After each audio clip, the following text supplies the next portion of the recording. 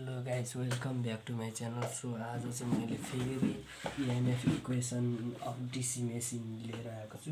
यो भनेको चाहिँ हाम्रो चाहिँ EMF इक्वेसन DC मेसिनको लिएर आएको छु। यो चाहिँ म चाहिँ कम्प्लिटली तपाईहरुलाई चाहिँ बुझाउन गइरहेको छु र यो चाहिँ EMF इक्वेसनलाई चाहिँ म चाहिँ गरेर प्रुफ गरेर देखाउँछु।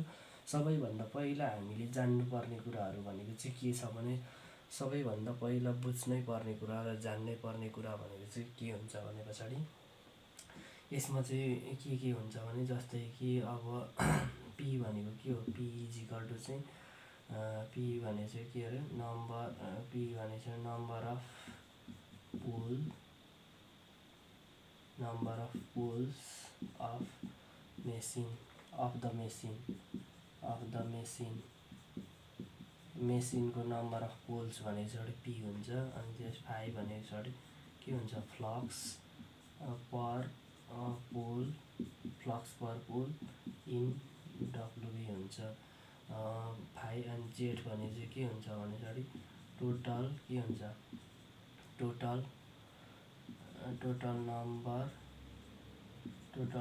अफ आर्मेचर कन्डक्टर हुन्छ यो z भनेको चाहिँ। अनि त्यसपछि n भनेको के हुन्छ, speed of armature in rpm हुन्छ, रिभोल्युसन पर मिनेट हुन्छ। अनि n पछाडी अर्को के हुन्छ, जस्तै a हुन्छ। a भनेको चाहिँ के हुन्छ भने नम्बर अफ के हुन्छ, a भनेको पछाडी नम्बर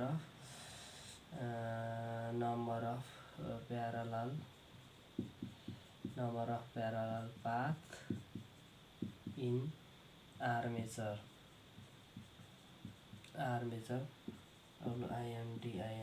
आर्मेचर वाइन्डिङ हुन्छ क्या, के अरे number of parallel path in armature winding हुन्छ। यो यति भइदिसके पछाडी अब के हुन्छ त भन्दाखेरि जस्तै कि अब यहाँ लेखौँ, यो भनेपछि के हुन्छ, in one revolution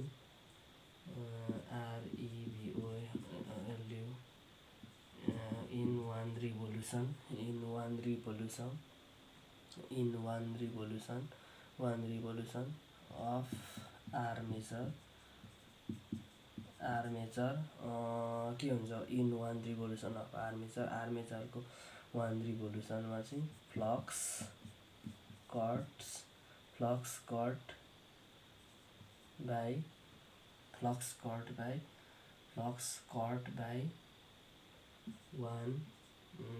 one conductor, एउटा कन्डक्टरद्वारा चाहिँ फ्लक्स चाहिँ वान आर्मेचरको रिभोल्युसनमा चाहिँ कति काटिन्छ भनेको छ। यो भनेपछि के हुन्छ, p phi काटिने भइदियो। अनि त्यसपछि के हुन्छ, यो p phi वेबर हुन्छ। अनि त्यसपछि अर्को भनेपछि के हुन्छ भने टाइम टेकन टु के हुन्छ, टाइम टेकन टु यो भनेको टाइम टेकन टु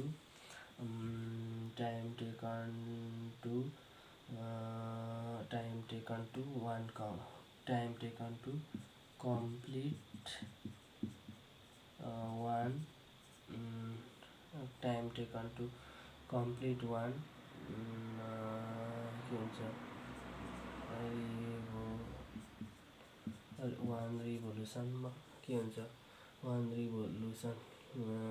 रिभोल्युसनमा चाहिँ के हुने भइदियो त भन्दाखेरि यो भने चाहिँ के हुने भइदियो, 60/n हुने भइदियो क्या, 60/n हुने भइदियो। यो भनेपछि के हुन्छ, यो भनेपछि सेकेन्डमा भइदियो। अनि त्यसपछि अनि अर्को के हुन्छ त भन्दाखेरि अबको केसमा भनेपछि यो भइदिसके पछाडी के हुन्छ,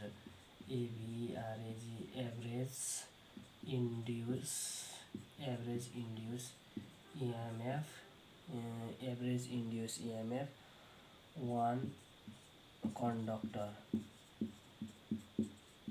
कन्डक्टरमा चाहिँ एभरेज इन्ड्युस EMF चाहिँ कति हुन्छ त भन्दाखेरि चाहिँ अबको केसमा चाहिँ अब इन्ड्युस इएमएफ हुने भनेको त टी इजिकल टु यो T equal to revolution time T equal to 60/n second हुन्छ। अनि त्यसरी यो भने चाहिँ के हुन्छ p5/t हुन्छ। यो भने चाहिँ के हुन्छ वेबर पर सेकेन्ड हुन्छ। यो भइदियो। यो हुँदाखेरि अबको केसमा के हुन्छ यो भने चाहिँ वान कन्डक्टरमा चाहिँ इन्ड्युस इएमएफ चाहिँ कति हुन्छ average induce EMF one conductor एउटा कन्डक्टरमा चाहिँ यति हुन्छ भने चाहिँ के हुन्छ यो भने चाहिँ टीको ठाउँमा राखिदिउँ p5 त्यो 60/n गरिन्छ। त्यो n चाहिँ माथि उडेर गइदियो। यो भने चाहिँ के हुन्छ p5n भइदियो। यो n भइदियो। अनि तल भने चाहिँ 60 मात्रै रहिदियो। यो भने चाहिँ भोल्टमा गइदियो भोल्ट भइदियो। अब यति भइदिइसके पछाडि चाहिँ अबको केसमा हामीले फेरि यहाँ भने चाहिँ यो जानुपर्ने हुन्छ। यो गइसके पछाडि एभरेज इन्ड्युस इएमएफदेखि अर्को भने चाहिँ के हुन्छ भने चाहिँ नम्बर अफ के हुन्छ number of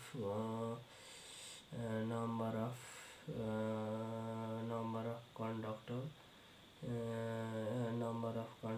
connected number of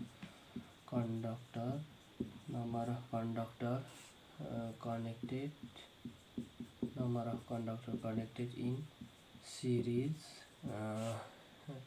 number of conductor connected in series is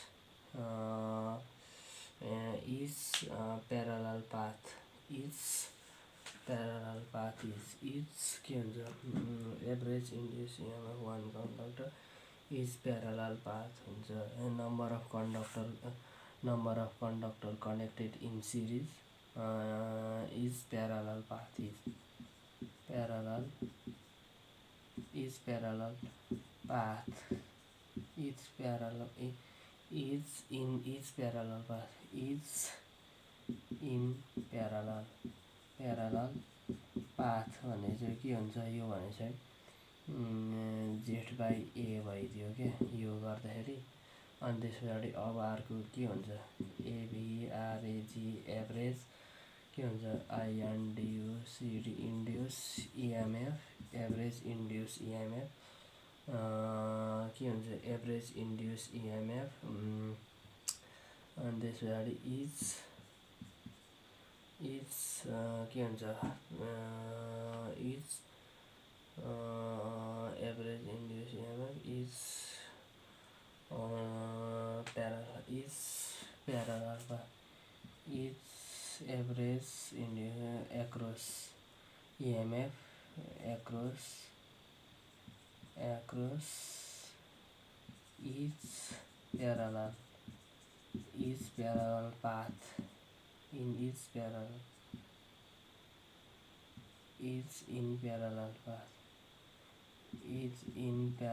path गर्दाखेरि के हुन्छ यो भने चाहिँ के हुने भइदियो भने यो पनि हुने भइदियो नि त। यो हाम्रो त p5n/60 थियो 60 into z/a हुने